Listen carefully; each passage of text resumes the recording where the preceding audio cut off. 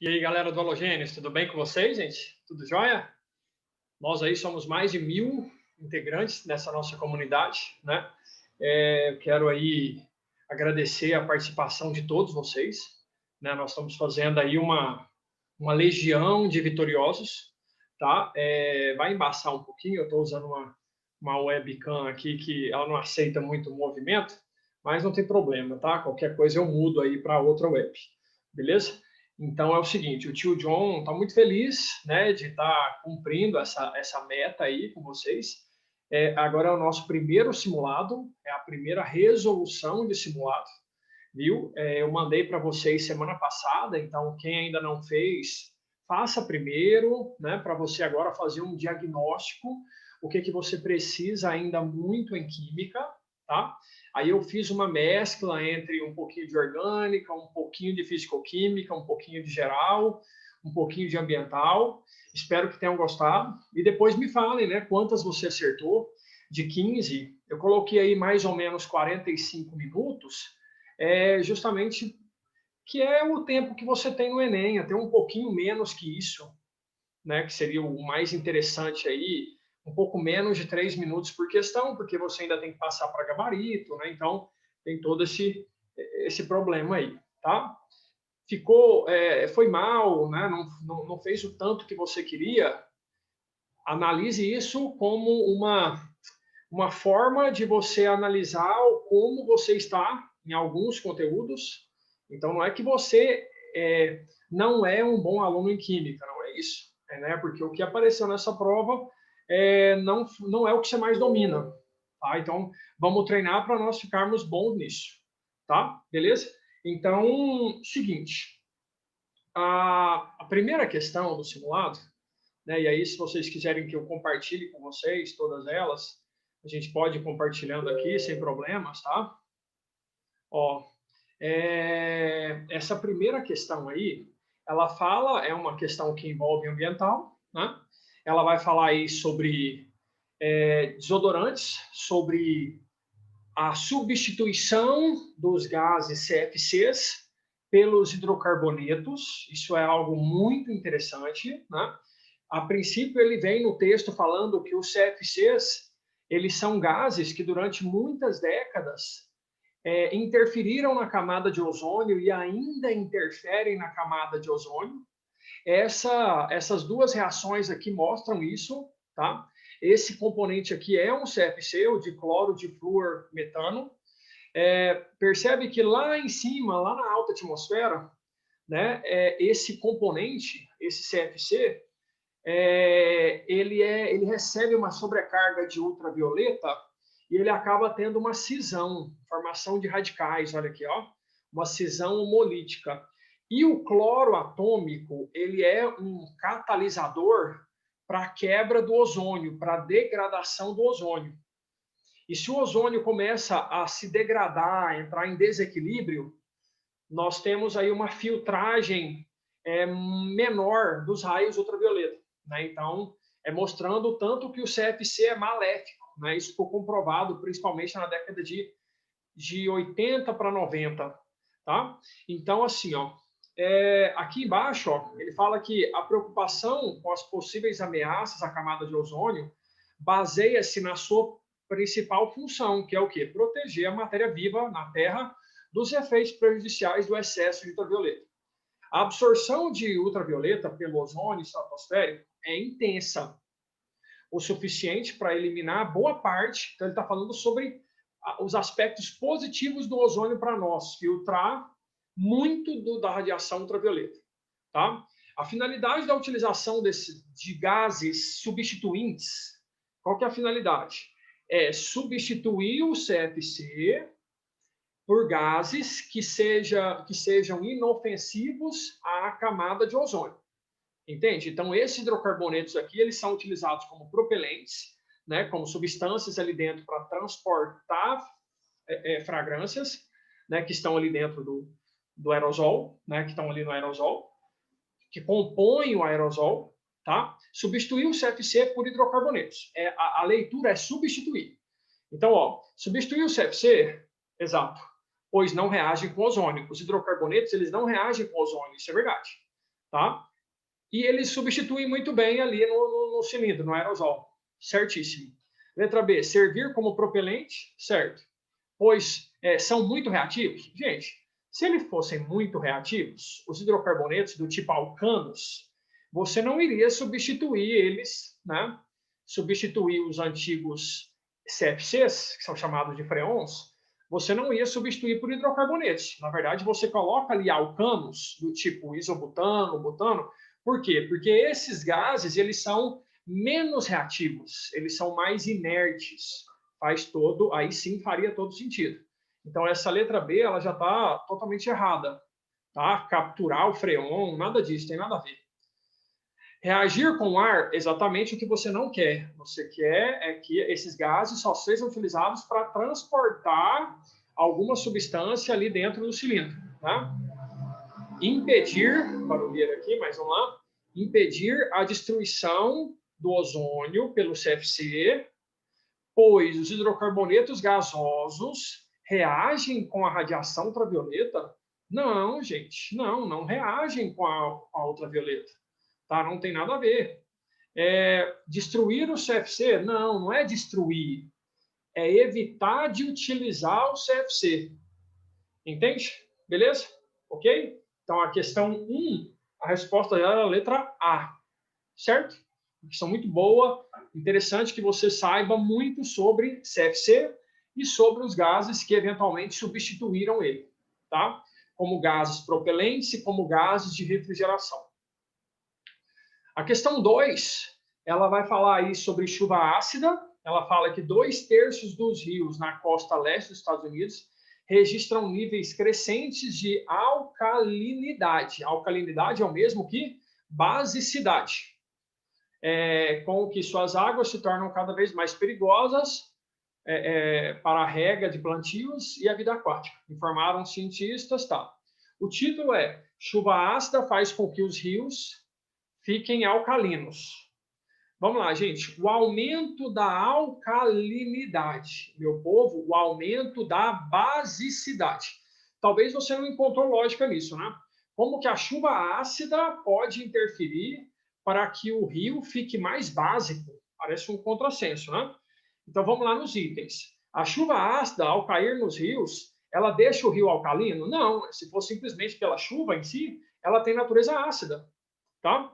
A chuva ácida pode corroer rochas ricas em óxidos básicos e sais de hidrólise básica e deixar o meio alcalino. Aí, gente, é outro contexto e parece ser um item muito bom.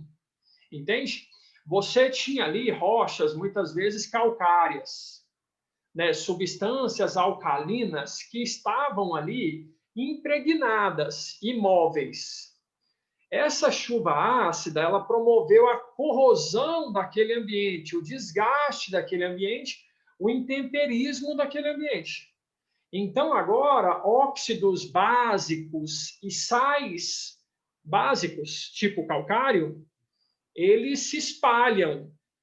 E com isso, o ambiente pode ter se tornado básico. Então, aí já começa a fazer sentido. Né? Já conversa com o texto, que até então estava conflitante a ideia. Letra C. A chuva ácida pode corroer rochas ricas em óxidos ácidos. Não, gente, não. Os óxidos ácidos, geralmente, eles são gasosos. Tá? Eles são óxido de carbono, trióxido de enxofre. Não tem nada a ver com isso aqui. A chuva ácida pode corroer a vegetação? Pode.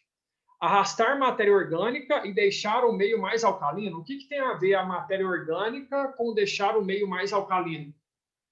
Não tem nenhuma relação direta. Tá?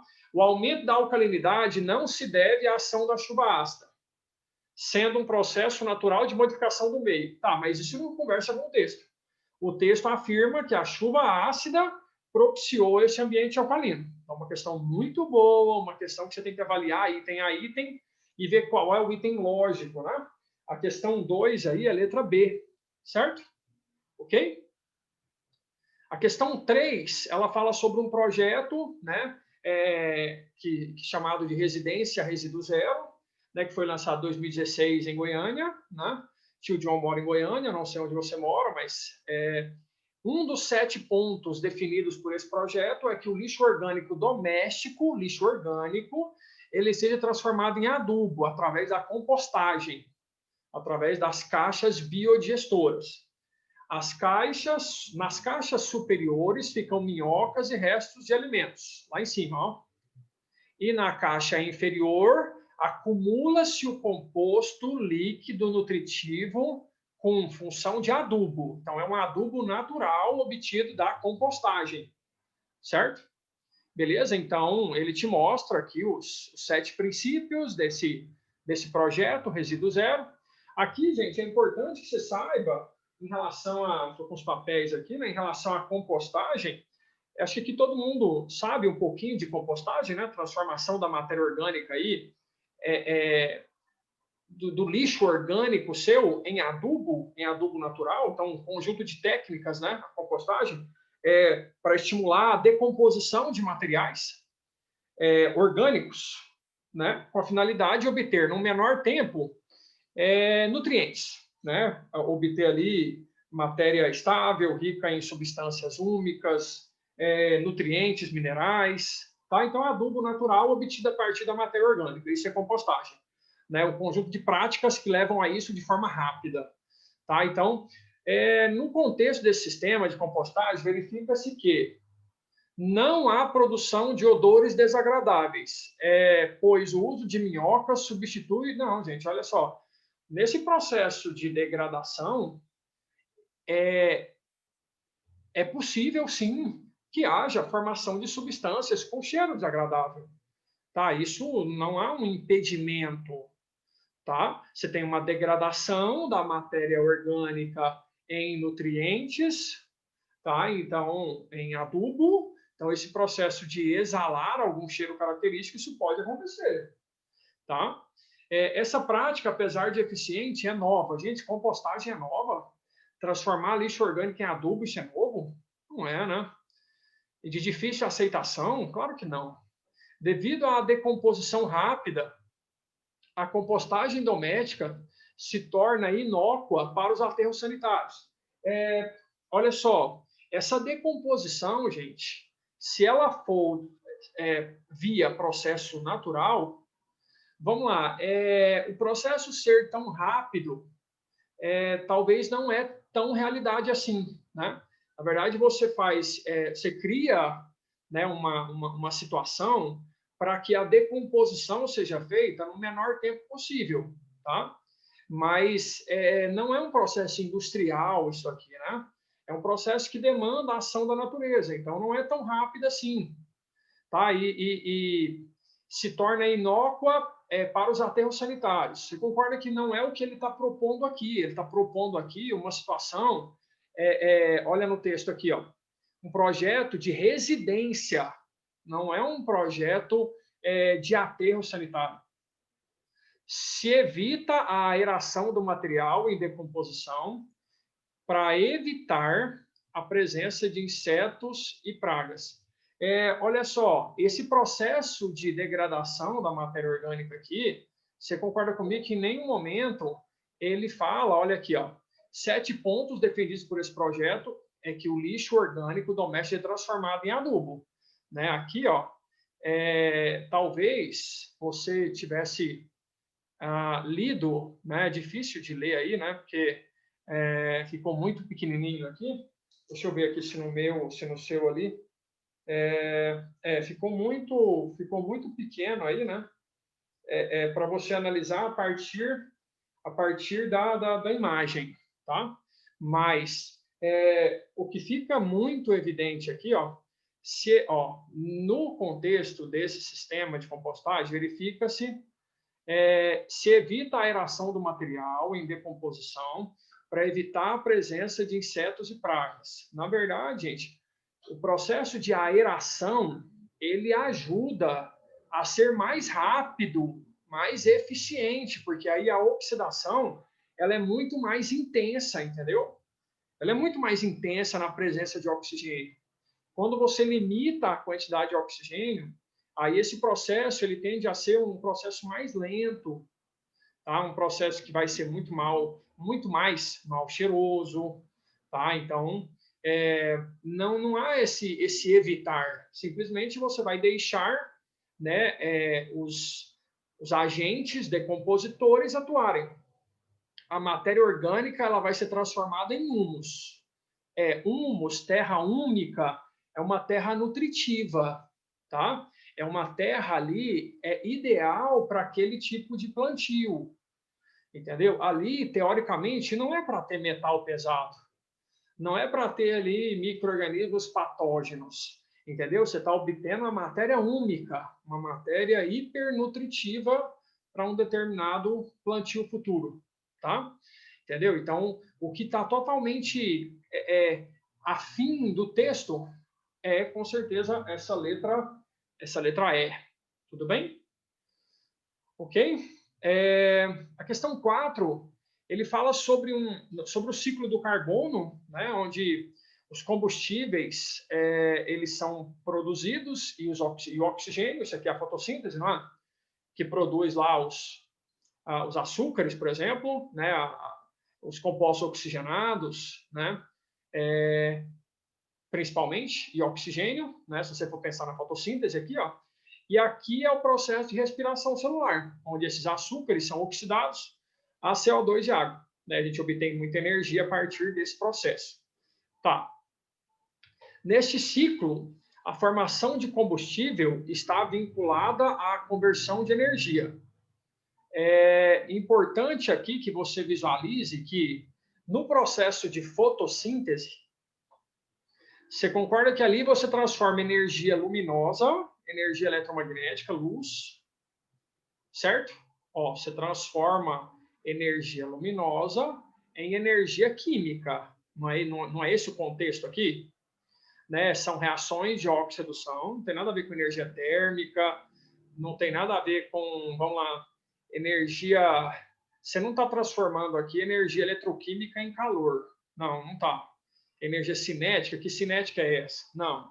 Você está transformando aqui, lá na fotossíntese, a transformação de energia luminosa, que é uma fonte eletromagnética, em energia química, em produtos químicos. Tá? Isso aqui é uma reação, sim, uma reação de oxidação. Tá? O carbono aqui no CO2 ele está na forma oxidada, né? Lá em cima ele vai estar na forma reduzida. Então, existe aqui uma reação de oxidação, sim. Tá? Então, aqui a resposta é letra E. Beleza? Na questão 5, também é uma questão que fala de energia. E aqui, ó, vamos avaliar os itens já rapidamente. Ó. Com relação ao contexto apresentado e considerando as reações químicas de oxidação e de combustão associadas à obtenção de energia, é correto afirmar que a célula fotovoltaica utilizada na captação de energia solar transforma a energia química. Gente, energia fotovoltaica não é transformação de energia luminosa em energia elétrica. Tem nada a ver com energia química, gente, viu? O aproveitamento da energia obtida nas usinas eólicas envolve reação. Gente, energia eólica tem a ver com reação química. Energia obtida dos ventos, né? Então não tem nada a ver, tá? A obtenção de energia nas pequenas usinas a partir da combustão de óleos vegetais, aí ele está falando de biocombustíveis, hein? Né? A queima dos biocombustíveis, como o dendê e a mamona, evita a liberação de gases de efeito estufa? Não evita, gente. Mesmo que eles são tidos como renováveis, você concorda que mesmo dentro do ciclo da renovação, são combustíveis que vão poluir.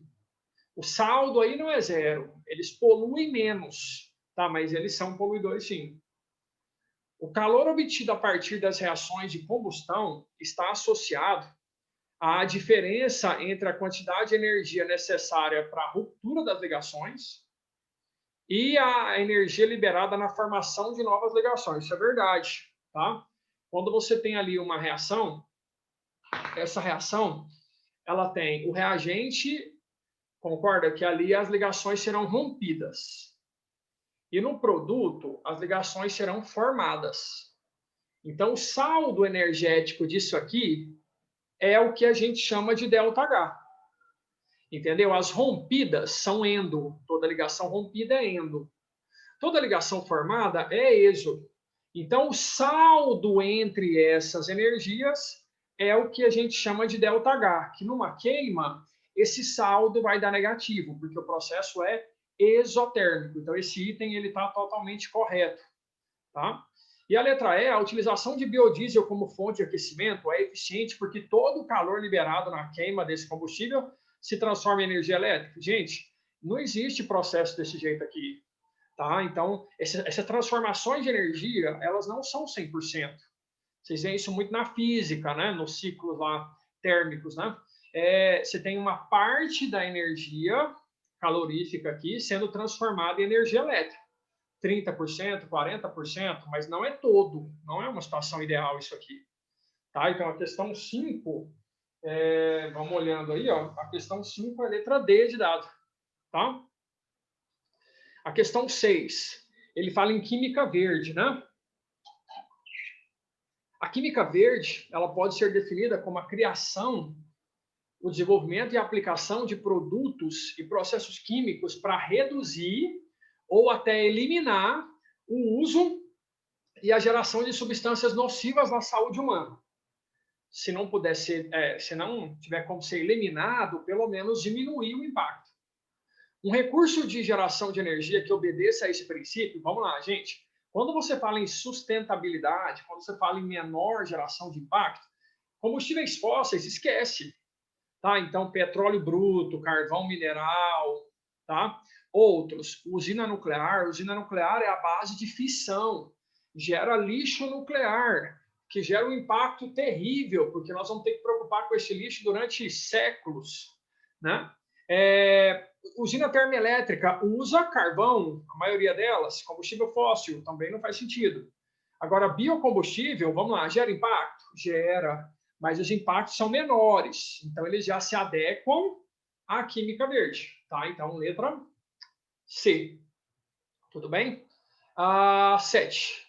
A 7, gente, cuidado, tá? Quando ele fala assim, ó, a cana-de-açúcar é matéria-prima para obtenção de sacarose, o açúcar de mesa. Além do açúcar, o caldo de cana pode-se obter, a partir do caldo de cana, o etanol, cuja produção, por meio da fermentação alcoólica, tende a atender à demanda por energia alternativa no setor de transporte no Brasil.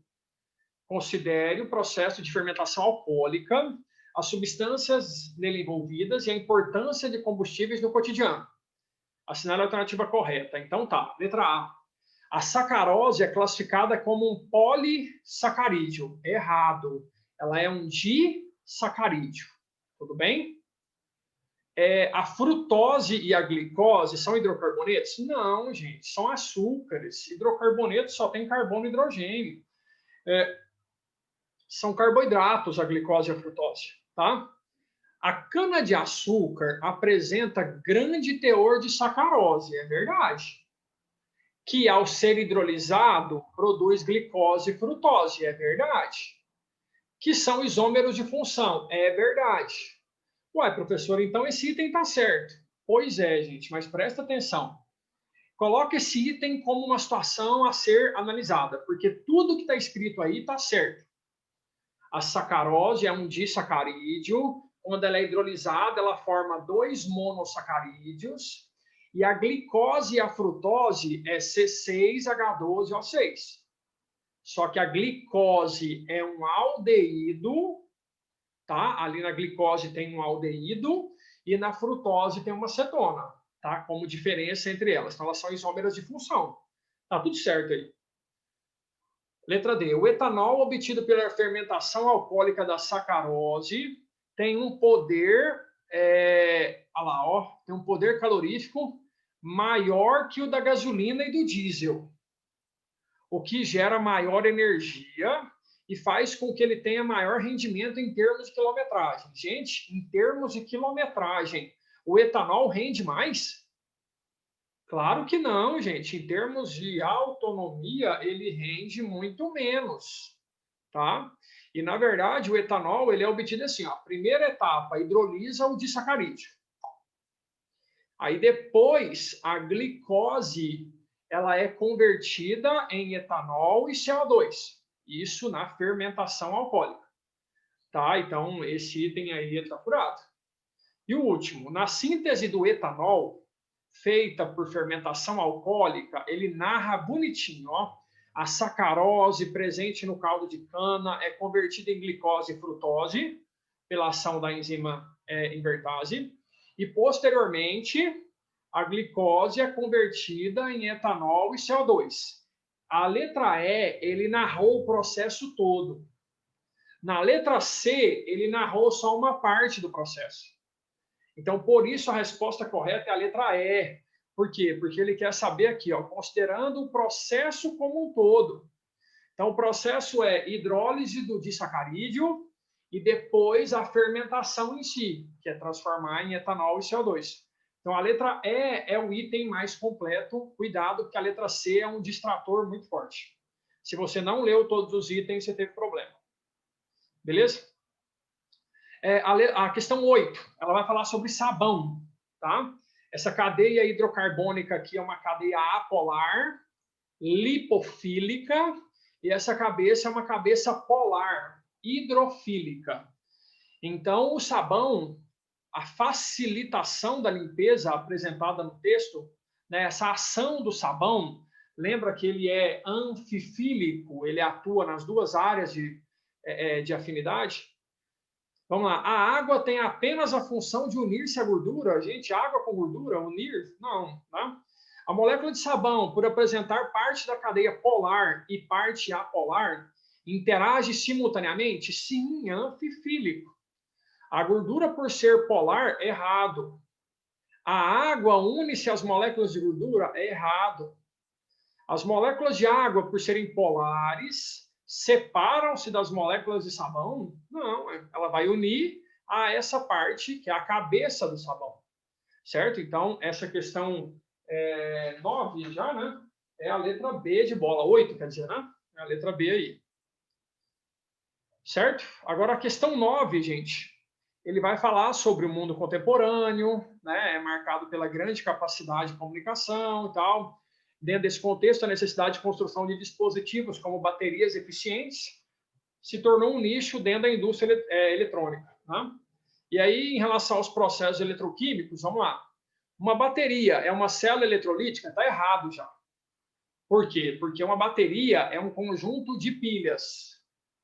E pilha é um processo espontâneo. Então, uma bateria é uma célula eletroquímica. Tá? Agora, uma bateria é uma célula eletrolítica? É eletrólise? É forçado? Não é. Não é. Tá? Uma bateria é uma associação de pilhas. É um processo espontâneo. Então, já está errado. Não é uma célula eletrolítica. Tá? As baterias, também conhecidas como células galvânicas, aí tudo bem. Célula galvânica é sinônimo de pilha. São dispositivos que transformam energia química em elétrica? Verdade. Todo processo espontâneo, dentro desse contexto aqui, ele transforma energia química, reação, em energia elétrica. É isso que acontece numa pilha. A energia na natureza é uma grandeza que pode ser criada. Não, gente, você sabe muito bem o princípio de Lavoisier. Né? Se ela não é criada, ela é transformada em outra forma de energia. As reações de oxidação são sempre reversíveis? Não. Você não tem processo de recarregar? Uma bateria não pode ser recarregada? Sim ou não? A bateria do seu celular não é recarregável? Então, por quê? Porque o processo é reversível.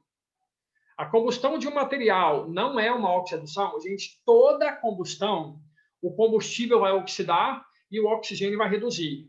Tá? Então, o oxigênio, em toda combustão, ele é um agente oxidante. Beleza? Então, essa também está furada. Né? Então, agora a questão 9, né? Letra B. Certo?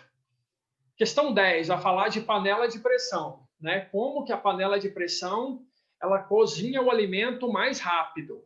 Vamos lá? A nível do mar, a pressão atmosférica é 1. Então, a pressão de vapor... Vamos lá, o que é temperatura de ebulição? É quando a pressão de vapor iguala com a atmosférica. Quando iguala, temperatura de ebulição. Isso numa panela aberta, a nível do mar, isso vai acontecer a 100 graus Celsius. Então, chegou a 100 graus Celsius, a água entra em ebulição e o alimento fica ali cozinhando. Agora, se você cria um ambiente chamado panela de pressão, ali a pressão sobre o líquido é muito maior, entende? Então, para igualar, eu vou ter que aquecer mais do que o normal. O que significa isso? Significa que dentro da panela de pressão, a temperatura em que o alimento vai cozinhar, ela é maior que 100. Tá? É só você sempre pensar sobre essa pressão que está sobre o líquido. Se você for na Bolívia, essa pressão é baixa. Então, a ebulição é baixa, 90 graus Celsius. Se você for numa panela de pressão, essa pressão é alta. Então, a temperatura também vai ser alta. Aí, a temperatura de ebulição vai para 120. Concorda que o alimento, em um ambiente onde a temperatura é de 120 graus Celsius, ele vai ser cozido de forma muito mais rápida. Né? Essa da panela de pressão, você pode avaliar os outros itens, mas, assim, obter uma pressão menor? Não. Obter-se uma pressão maior para que chegue a 100? Não. Obter um ponto de ebulição da água? 100? Não. Né? Obter, olha aqui, uma pressão maior do que a atmosférica para que o ponto de ebulição seja maior que 100. Exatamente. Letra D. Certo? Olha essa aqui que legal. Se tem um agricultor e ele fez uma análise do solo dele, né, uma questão de hidrólise, cai demais no Enem, viu? E aí, o solo tinha um pH 5. Só que, para que o plantio seja adequado, as plantas demandam um pH 6. Então, por enquanto, ele está em 5.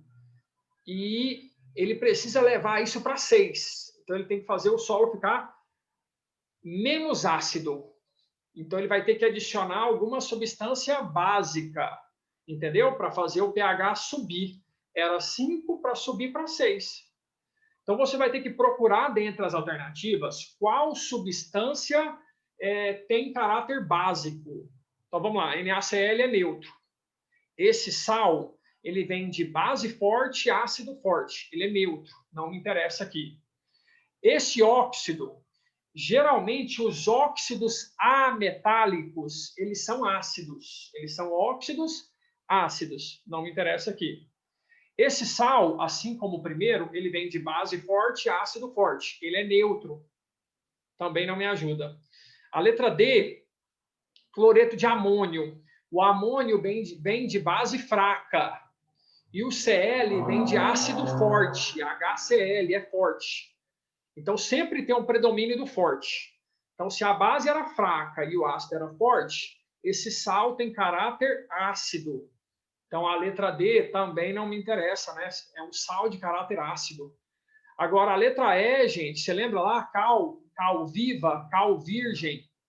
Os óxidos da família 1A e 2A são óxidos básicos. São utilizados aí no processo de neutralização do solo, fazer o pH do solo subir. Essa questão cai sempre no Enem, viu, gente? Letra E. Massa?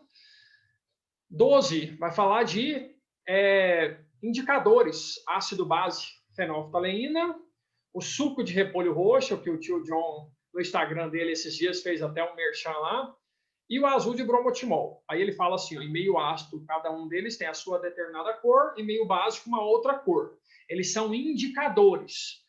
Em um determinado ambiente ele tem a cor X, em um outro ambiente ele tem a cor Y. Então, o que você vai ter aqui? Ó? Vamos lá. Após o preparo, o estudante adicionou-se aqui a fenolftaleína, aqui o suco e aqui o azul de bromotimol. Tá, então vamos ver aqui. Leite magnésia é hidróxido de magnésio, é básico. Fenolftaleína em meio básico é róseo. Então aqui vai ficar rosa, ó. Agora, suco de limão é ácido, ácido cítrico, né? É ácido ascórbico. Então aqui tem suco, tem ácido. A solução é ácida. Ali você vai colocar o repolho roxo, então vai ficar vermelho. Tá? E por último, a soda. Soda é para fazer sabão. NaOH, é uma base forte. Então, aqui você vai usar o azul de bromotimol, em meio básico, ele vai ficar azul. Tá? Então, a questão 12 aí, ó, É a letra D. Róseo, vermelho e azul. Beleza? 13. A professora chega na sala e vê algo cabuloso ali, que é essa representação aqui, né? Essa representação é do carbonato, gente. Carbonato, CO3, 2 menos, tá? CO3, 2 menos. É do carbonato, lá da casquinha do ovo, que gera o carbonato de cálcio. Viu? Então, isso aqui não é uma molécula neutra, isso aqui é um íon. É o íon carbonato, vem do ácido carbônico. H2CO3. Só que, da forma como foi desenhada no quadro, ficou parecendo que era uma molécula neutra, né? O CO3 ele não existe, gente. Existe o CO2. Agora, o CO3 ele é um ânion, ele é um íon. Tá? Então, essa representação aí ela não existe, essa estrutura não existe. Então, vamos lá. Sobre o composto desenhado, é correto afirmar, representa um ácido? Não. Isso aí, na verdade, não existe, gente. Isso aí é um ânion, tá? Representa um sal ácido? Não, isso aí não é um sal. Para você falar que é um sal, ele tem que ter cátion e ânion. Aí só tem ânion. É estável e não apresenta cargas? Gente, isso é um ânion, ele é um íon negativo. Apresenta um erro na estrutura, uma vez que o carbono e o oxigênio estão com quantidades incompatíveis de ligações químicas. Você percebe, gente, que o carbono aqui está fazendo 5 ligações, não é? Ele está com 10 elétrons. O carbono ele não se encaixa em um caso de expansão. O oxigênio também não se encaixa, e aqui ele está com 10 também. O oxigênio não entra em casos de expansão. Tá? Então, está incompatível esse número de ligações aqui. Tá? Então, a questão 13 é a letra D mesmo. Ok? 14, né? A 14, ele te dá aí um éster. E fala no texto que, olha aqui, ó, esse processo é conhecido como processo de Fischer e ele é catalisado por ácido. Ele é catalisado por ácidos, certo? Então é importante você já ter essa... Opa, peraí, o catalisador é ácido. Né? Então ele vai te perguntar aqui, ó, o que precisa para fazer esse processo? Uma das coisas que vai precisar é o catalisador ácido. Tá? Agora, sempre que você tem um éster, né, olha só aqui o negócio, ó. Sempre que você tem um éster, você vai ter que ter a seguinte lucidez, né? Ó, um éster, ele tem assim, ó, RCOOR', certo? Eu vou até, peraí, olha para mim aqui um pouquinho. Ixi, está embaçado, já vai desembaçar. Ó, um éster, ele vai ter sempre essa leitura que você está vendo aqui no quadro, ó, já que está embaçado aí. Deixa eu... Opa, não, desembaçou já. Ó, é isso aqui, ó. Um éster é isso aqui, certo? Todo éster, gente, ele tem assim, ó, essa parte aqui, ó, vem de um ácido, certo? Vem, ó, RCOOH,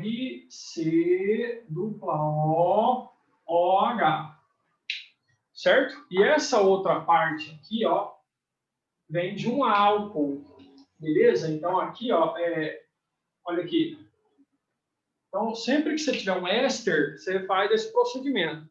Lá, o éster que ele te deu foi assim, ó. Você tem um anel, não é? Aí, depois, ele te deu um carbono e oxigênio, ó, um carbono, oxigênio. Aí, aqui, ele te deu isso aqui, ó. Não foi? Embaçou de novo aí, né? Mas olha só, ele te deu esse desenho aqui, ó. Com esse desenho aqui, se você fizer uma hidrólise, né? Vamos aqui, ó. Vou colocar uma câmera mais esquisita aqui, mas vai dar certo.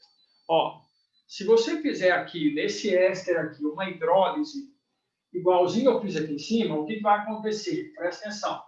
Essa parte aqui, ó, lembra? Até o C dupla O, até a carbonila, ela vem do ácido, beleza? E depois da carbonila, isso aqui vem do álcool.